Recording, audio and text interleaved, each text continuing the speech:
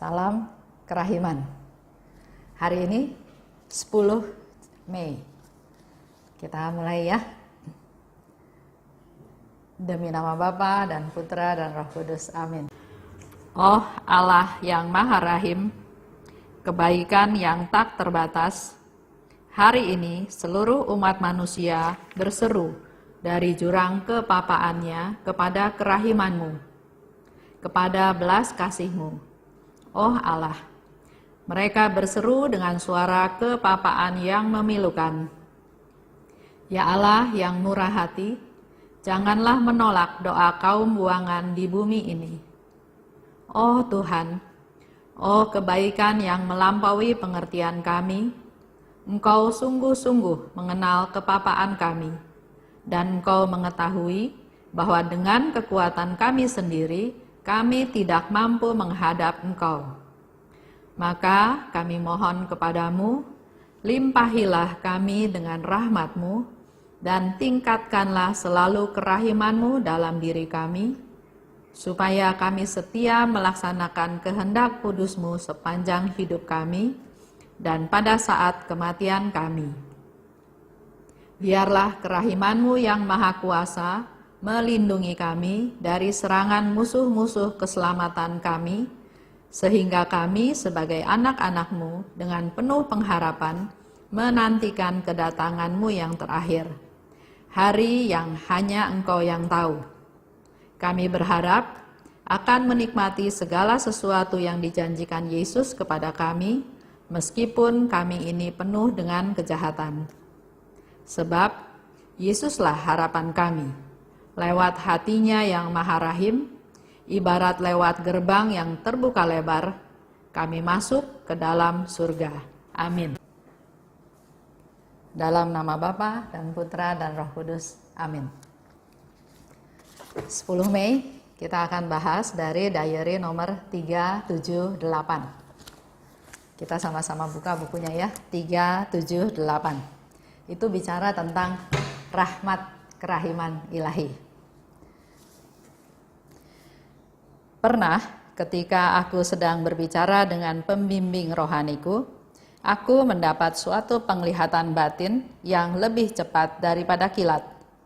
Aku melihat jiwanya berada dalam penderitaan yang berat, seolah-olah dalam sakratul maut.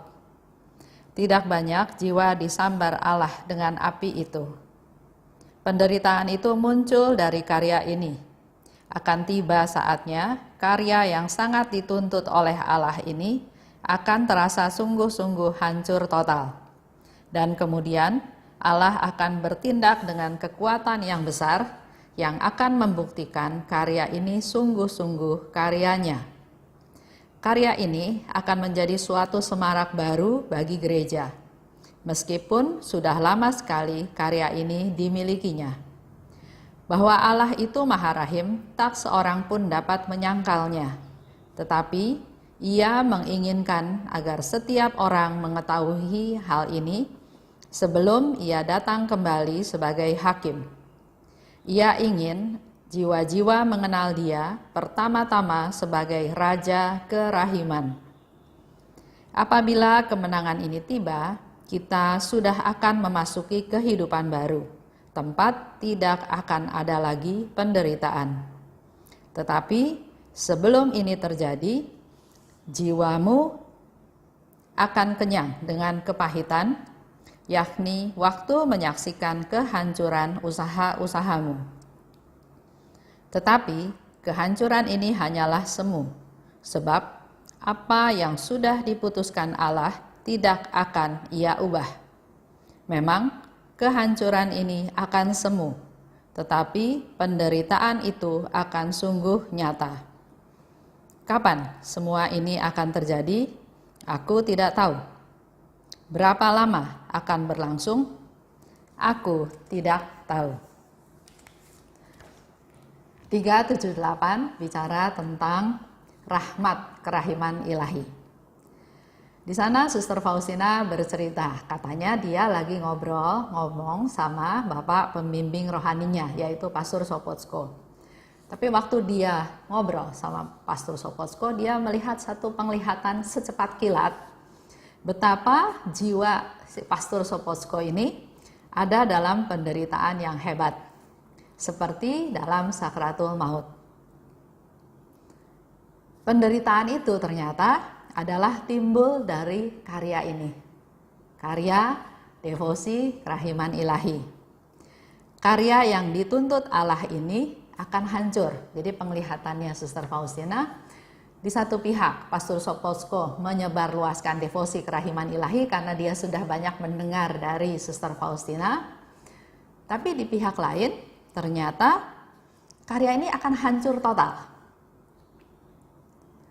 Tapi kemudian Allah bertindak. Satu, dia mau membuktikan bahwa karya ini sungguh-sungguh karya Tuhan, bukan karya manusia, bukan karyanya Pastor Sopoćko, bukan karyanya Suster Faustina. Mau membuktikan bahwa ini benar-benar karya Tuhan. Kedua, karya ini akan jadi semarak gereja, akan menggembirakan gereja. Kenapa ada karya ini? Karena Tuhan ingin semua orang tahu karya ini sebelum dia datang sebagai hakim. Kita tahu ya, ada pengadilan terakhir. Ada kedatangan Yesus yang kedua. Nah, Allah ingin karya ini sudah diketahui oleh kita semua, umat manusia, sebelum dia datang sebagai hakim. Dan satu lagi dikatakan, Allah ingin melalui karya ini, kita semua tahu bahwa Allah itu adalah Raja kerahiman. Dan dikatakan di bawahnya, kalau kemenangan ini tiba,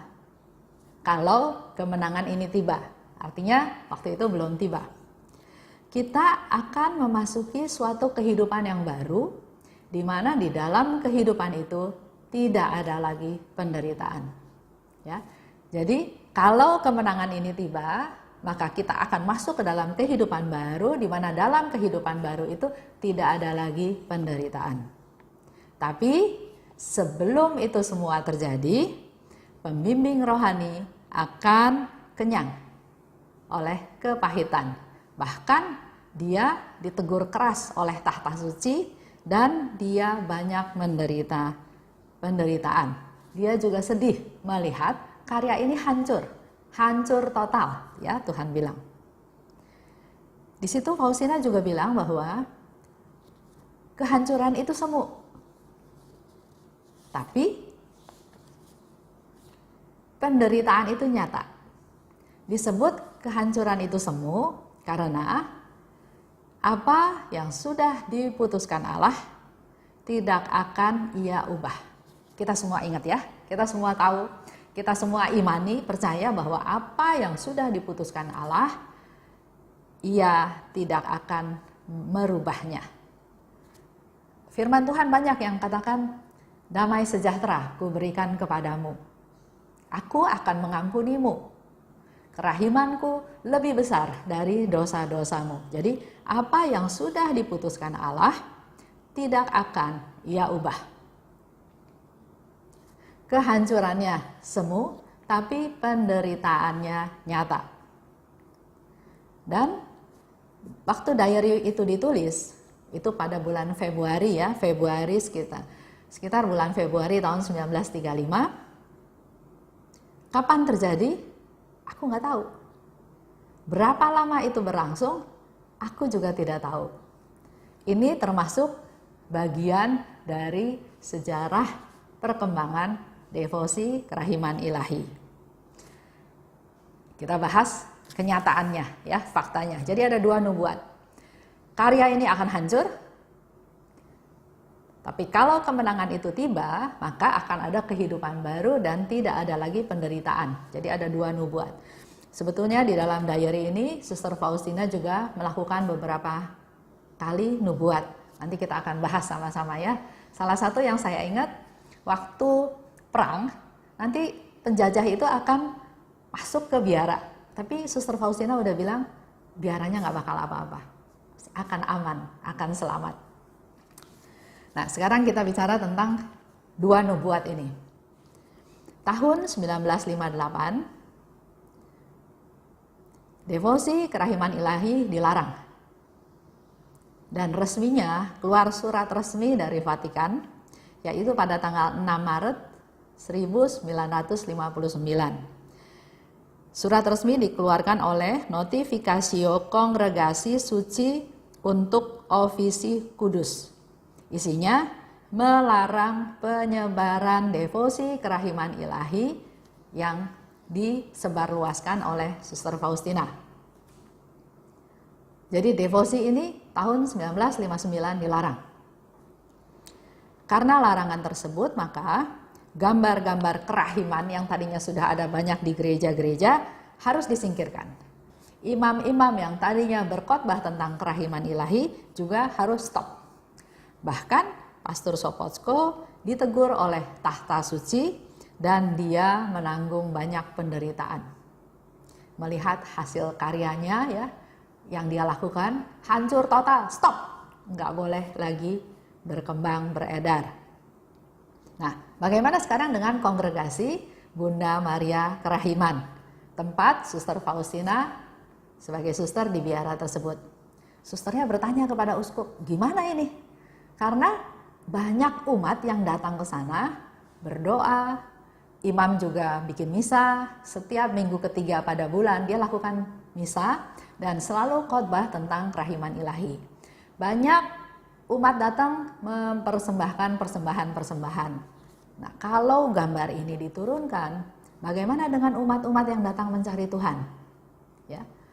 Akhirnya Pak Uskup Agung memutuskan. Jadi di biara tersebut sudah dilakukan semua yang harusnya dilakukan sebagai devosan kerahiman. Penghormatan gambar, novena kerahiman, pesta kerahiman.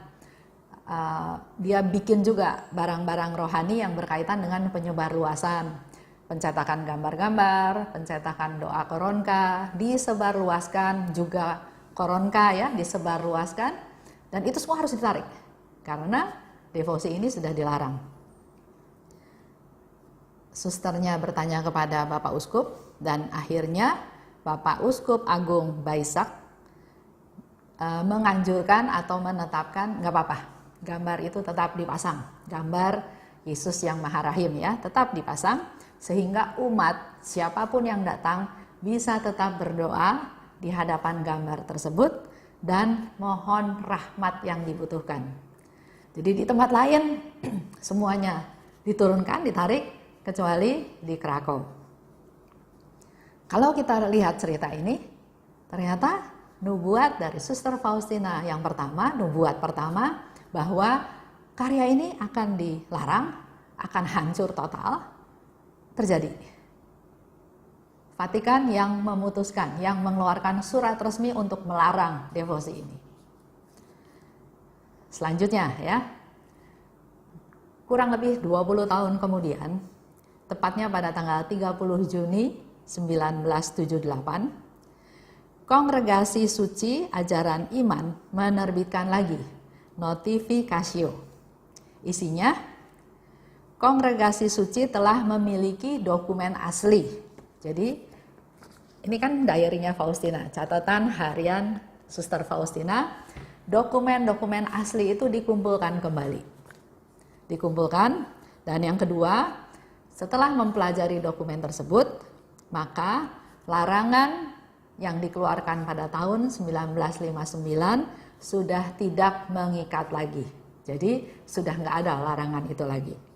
Dan 1 tahun kemudian, 12 Juli 1979, sesudah mempelajari, jadi awalnya dokumen asli dikumpulkan, dipelajari. Setahun kemudian, setelah semua dokumen aslinya dipelajari, dan ada campur tangan peran dari Kardinal Karol Wojtyla yang kemudian menjadi Bapak Paus Yohanes Paulus II, maka Tahta Suci memutuskan.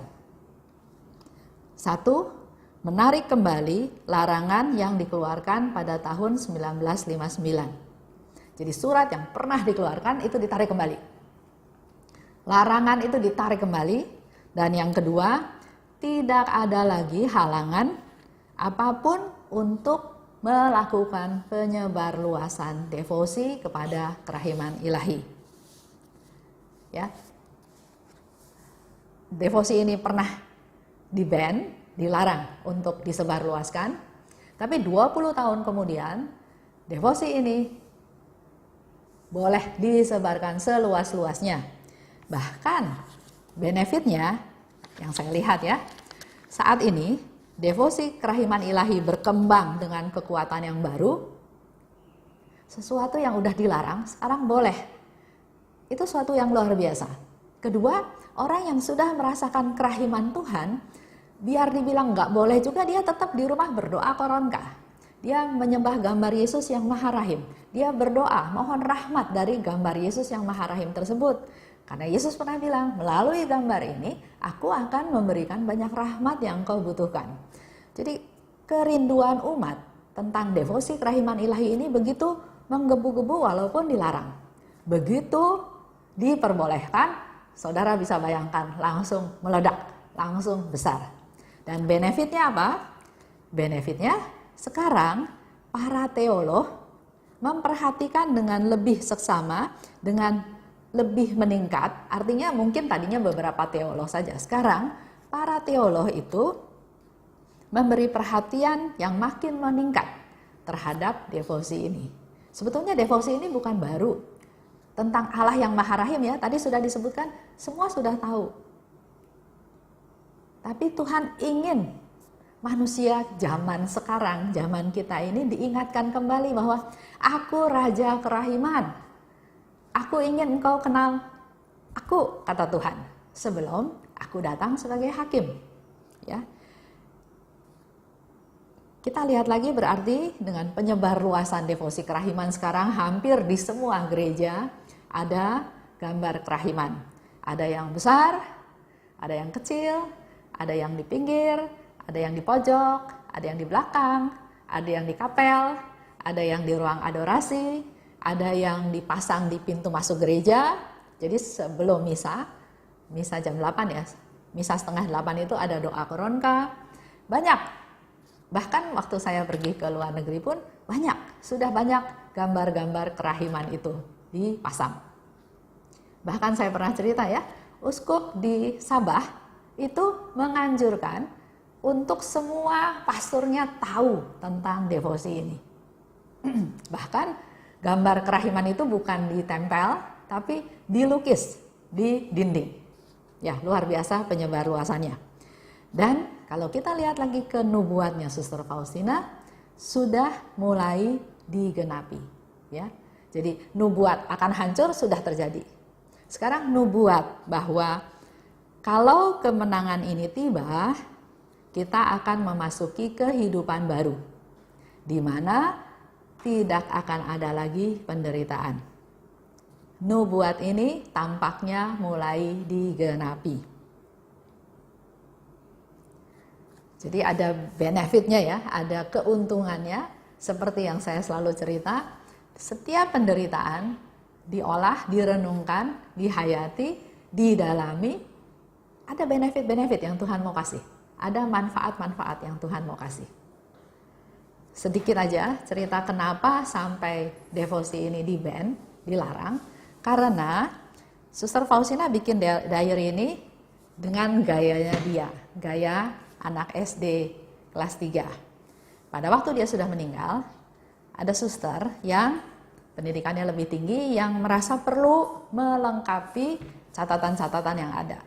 Dengan dilengkapi malah jadi salah artinya dan sehingga akhirnya di-ban, dilarang. Tapi setelah Vatikan mengumpulkan dokumen asli, mempelajari lagi, akhirnya devosi ini diizinkan untuk disebarluaskan kembali.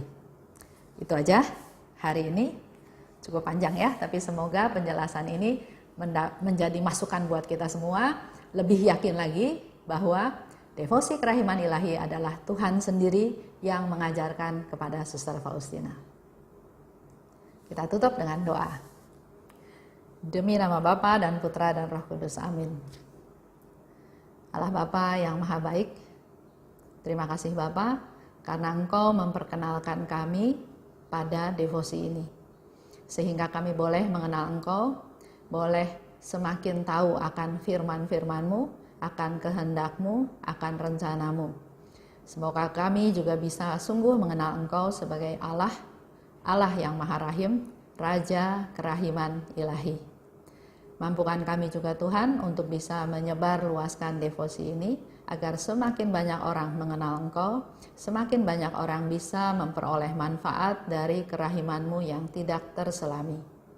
Berkati kami semua Tuhan, agar rencana-Mu terjadi dan semakin banyak orang menikmati, mengalami kerahiman-Mu. Amin. Demi nama Bapa dan Putra dan Roh Kudus. Amin. Salam kerahiman.